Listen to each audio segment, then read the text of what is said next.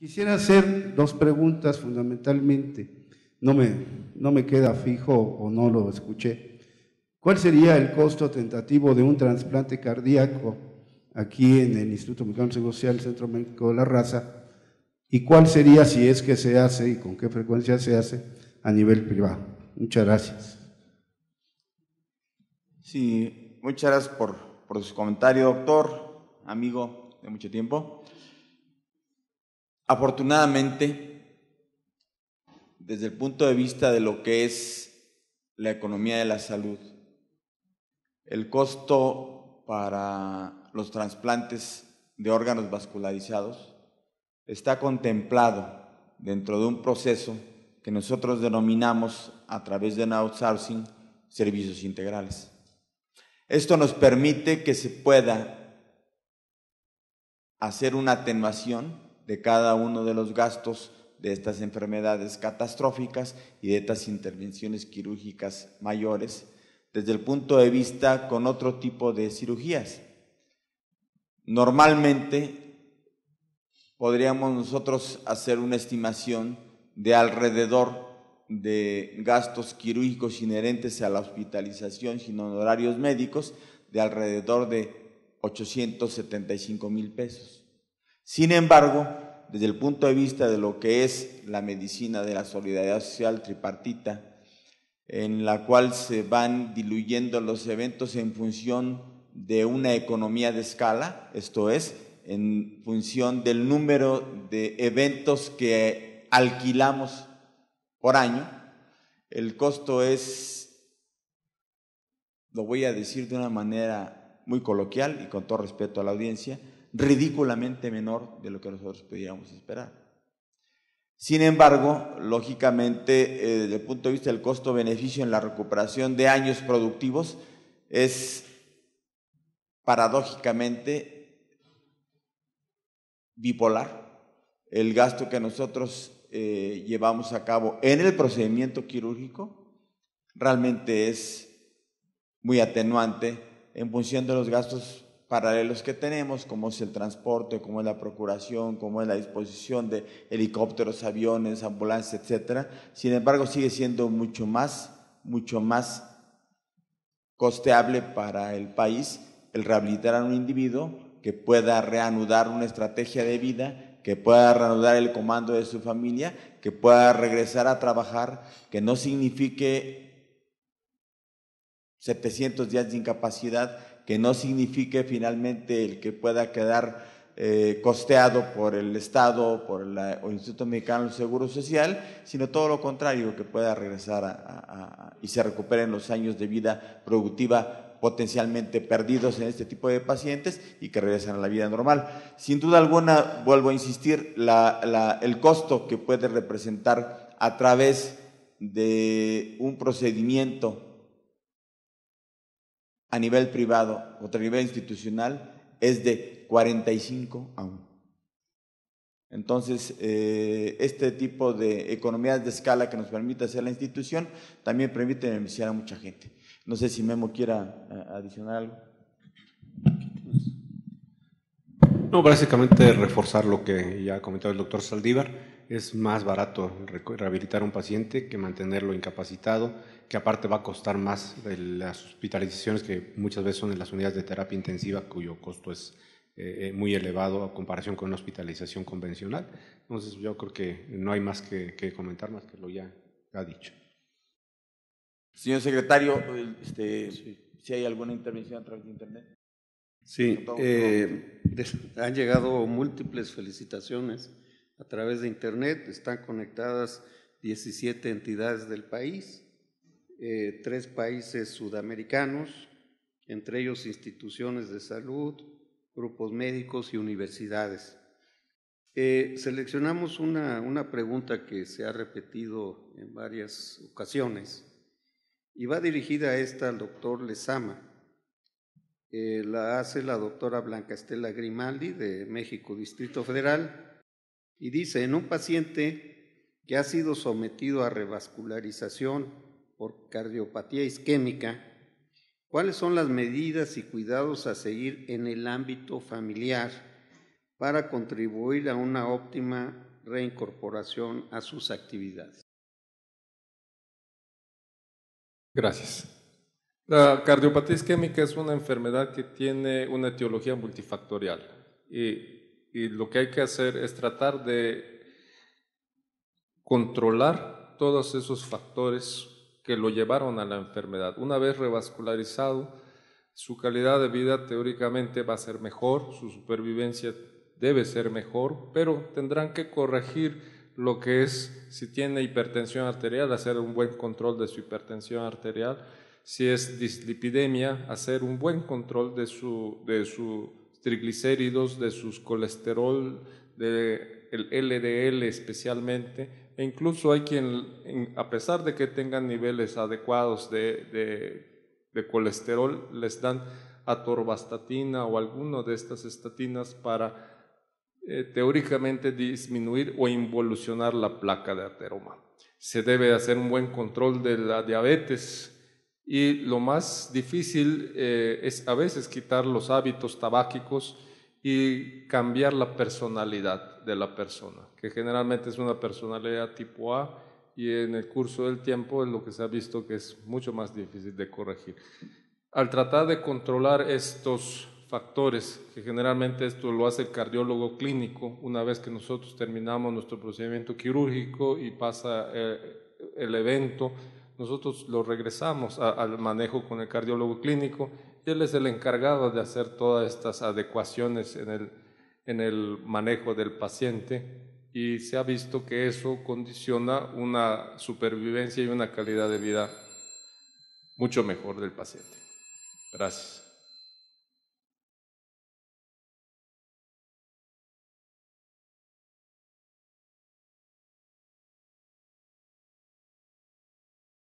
Mi nombre es doctor Elio Humberto García del Río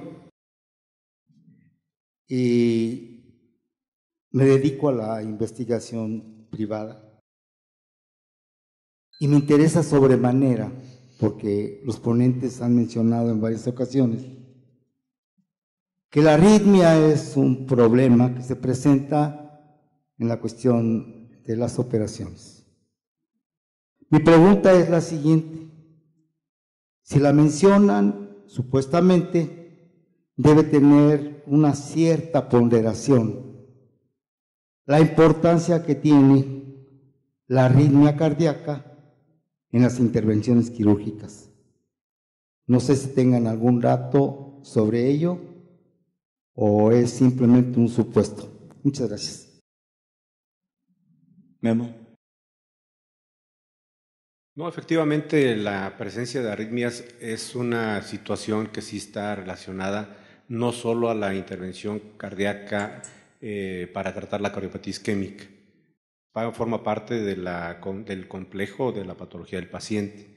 En algunos casos ya viene el paciente con arritmias previas, vamos a pensar el paciente con secuelas de fiebre reumática que hace valvulopatía mitral, 30% llegan ya con fibrilación auricular.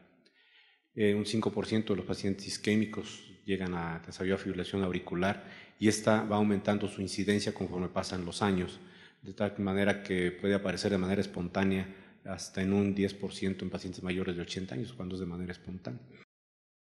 Eso por un lado. Y por otro lado, la presencia o la manipulación del corazón ocasiona también irritabilidad, sobre todo cuando se somete a la lesión de isquemia reperfusión. Eso quiere decir, pinzamos el corazón, la aorta, dejamos que el corazón esté isquémico durante el procedimiento quirúrgico y luego después al momento en que se reperfunde y recibe sangre, que todos pensaríamos ya se resolvió el problema, la entrada de oxígeno en cantidades importantes a un área que estaba isquémica ocasiona la formación de radicales libres y esto aumenta el edema endotelial y una serie de consideraciones de índole ultraestructural que llevan al desarrollo de arritmias. Entonces sí se está ponderado, sí se considera como una condición no deseable dentro del procedimiento quirúrgico, pero que si se presenta se puede tratar y se debe tratar de inmediato. No sé si con esto conteste su pregunta.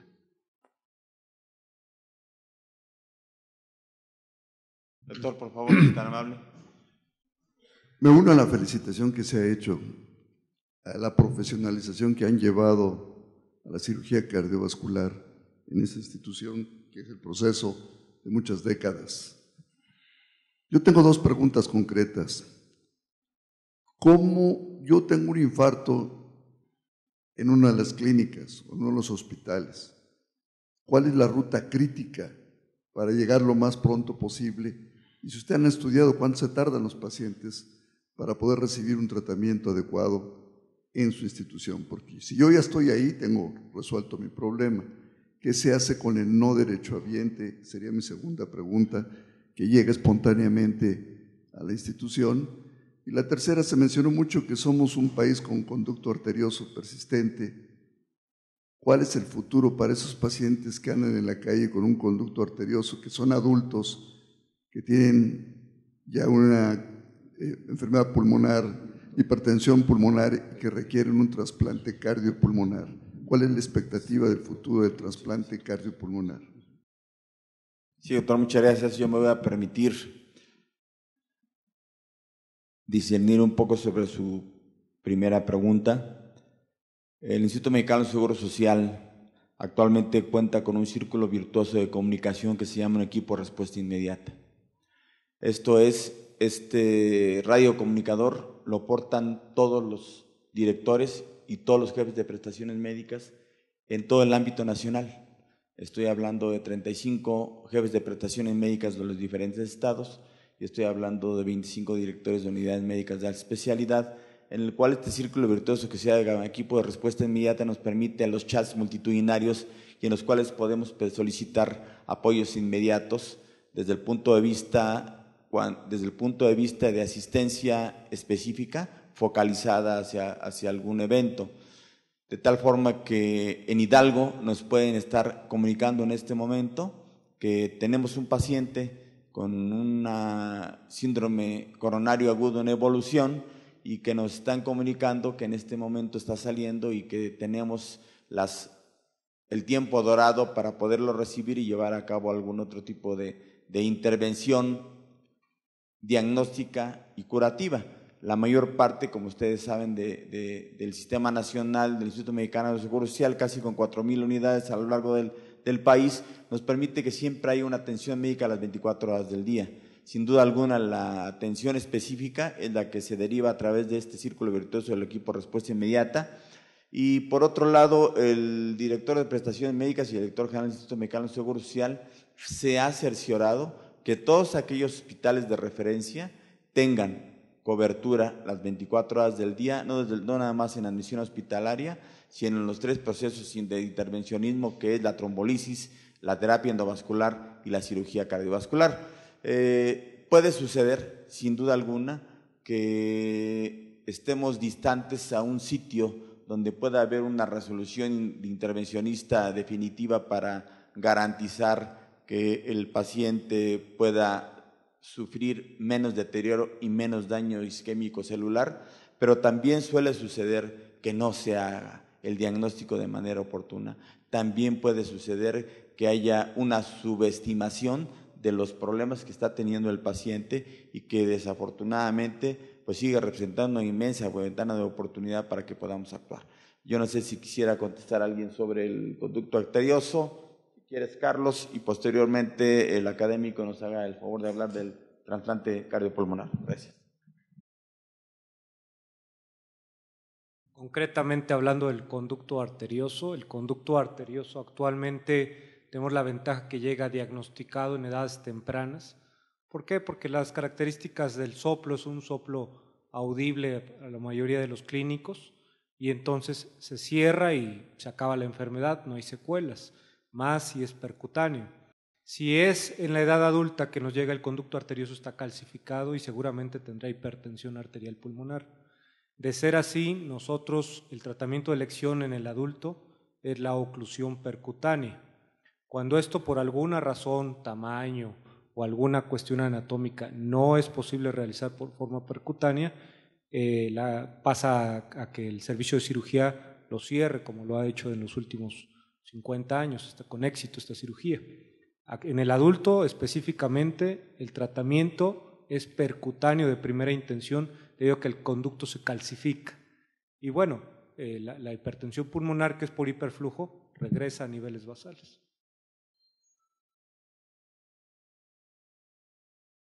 Y cuando esta hipertensión pulmonar ya se vuelve fija en el adulto, es cuando ya se tiene que valorar la posibilidad de hacer trasplante de bloque cardiopulmonar. No hay mucha experiencia en el país, hasta donde tenemos registrado solo se han hecho 3 trasplantes de bloque cardiopulmonar desde 1988, que inicia el programa de trasplante en nuestro país, hasta la actualidad. Los resultados no son muy buenos, la recuperación fue temporal en algunos pacientes y después fallecieron, pero la situación más importante es que no hay donadores apropiados para el pulmón. Si hacemos un análisis de cada 10 donadores óptimos para corazón, solo 3 de esos 10 serían apropiados para donar pulmón o bloque cardiopulmonar. Entonces, una situación de desventaja para este tipo de pacientes que afortunadamente, por otro lado, no son los que nos refieren con más frecuencia a la clínica de insuficiencia cardíaca. Señor secretario. Siguen llegando muchas preguntas, seleccionamos 2 de ellas. Una del doctor Adrián Flores Hernández, que estuvo aquí en la mañana en la celebración de los 25 años del primer trasplante de corazón. No pudo venir, pero a través de internet está conectado. Y su pregunta es en relación a trasplante de corazón, y que ya se habló aquí de las limitantes para trabajar después. Su pregunta es, ¿qué porcentaje de limitación de actividad previa al trasplante de corazón se da o se recomienda? Porque él vio una fotografía de un director de orquesta que en unos cuantos meses pues ya estaba muy activo, con toda la energía haciendo su función previa al 100%. Y hay otra pregunta que viene de IMSS Oportunidades en Oaxaca, que es de San Martín del estado de Xicaloyapan, del doctor José Faustino Rivera Valdés. Y él pregunta, ¿qué tan beneficioso o no es la restricción de la vida sexual en el paciente posoperado de revascularización coronaria y o valvuloplastía? Son 2. Me voy a permitir solicitar al académico, el doctor Careaga, que nos conteste la primera pregunta, y al doctor Carlos Lezama la segunda. Carlos, por favor. Bueno, en cuanto a la actividad física pre-trasplante, pues el paciente está incapacitado prácticamente, no puede hacer prácticamente nada hasta que es trasplantado. Aquí, después del programa de trasplante, la idea es que el paciente se movilice lo más tempranamente posible de terapia intensiva, que se retire el apoyo mecánico ventilatorio para disminuir la posibilidad de adquirir algún problema de infección nosocomial, dado que estos pacientes van a recibir terapia inmunosupresora. Entonces, la idea actual, contrario a lo que pasaba en los primeros años de trasplante, en lo que el paciente estuviera intubado 24, 48 horas pues, para ver cómo se iba recuperando, es que en cuanto a las condiciones hemodinámicas ventilatorias y de ausencia de riesgo de sangrado mayor al habitual en este tipo de procedimientos estén controlados, el paciente se le retire el apoyo ventilatorio. Lo hemos hecho en la mayoría de nuestros casos y los pacientes salen sin apoyo ventilatorio en las primeras 12 horas y después de eso sigue un programa de recuperación intensa para que el paciente egrese a casa a los 7 a 10 días.